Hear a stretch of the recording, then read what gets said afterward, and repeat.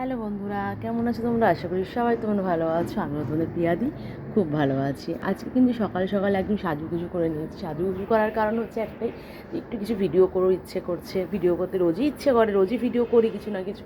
তো আজকে একদম সকালবেলা উঠে একদম রেডি ফেডি হয়ে ভাবলাম যে না, আজকে সকালবেলা ব্লগটা দেবো বলে একদম রেডি হয়ে গেছি। তো আমাকে সবাই কমেন্ট বক্সে জানিও, কমেন্ট করো যে দেখো আমার শাড়িটা, আমার এই শাড়িটা কিন্তু অনেক পুরনো একটা শাড়ি, অনেক দিনের শাড়ি এটা আমার।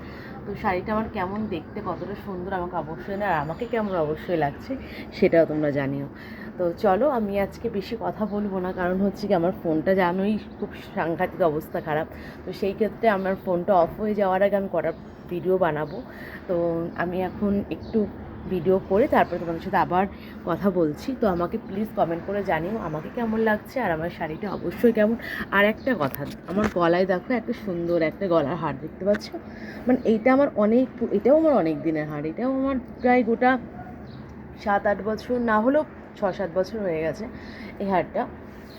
মানে এইটা আমাকে আমার একটা বোন বানিয়ে দিয়েছিল নিজের হাতে। তো এইটার সাথে আমি এটা খুব ম্যাচ করে পড়ি। এটা আমার ভীষণ প্রিয় একটা জিনিস। আর শাড়িটা তো অবশ্যই, এই শাড়িটা আমার মানে আজ থেকে তাও ধরে রাখো 12 বছরের আগের শাড়িটা আমার। মানে এই শাড়ির কালারটা এতটাই সুন্দর, মানে আজকের দিনে পরলেও মনে হয় খুব একটা দিন দেরি হয়নি কিনেছি এরকম লাগে। তো যাই হোক, তো চলো আমি বেশি কথা এখন বলবো না, আমার পরের ভিডিও আনছি। তো অনেক কাজ বাকি আছে, আজকে কোনো কাজই এখনও পর্যন্ত হয়নি।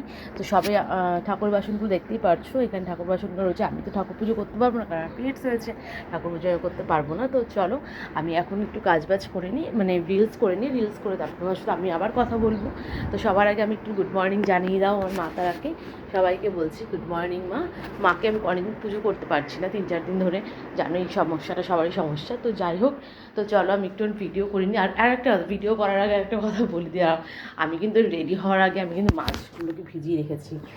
এখানে মাছ ভিজিয়ে রেখেছি, রান্না করব। আর দেখো এখানে কাক, কালকে এখানে এখন প্রতিদিনই জানো আমার একটা বন্ধু আছে কাক সাথী আমার।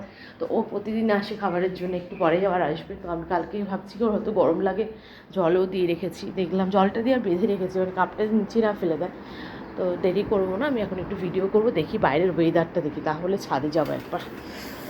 বাবা সাংঘাতিক ওয়েদার বাইরের, মানে রোদ, এত সকাল থেকে রোদ, মানে এসি চালাচ্ছি মানে বেশিক্ষণ নয় এই। তো ঠিক আছে চলো, যাই হোক আমি এখন রাখছি, আমি আবার পরে ব্লগ নিয়ে আসছি, তোমাদের সাথে কথা বলছি। তো ততক্ষণের জন্য টাটা।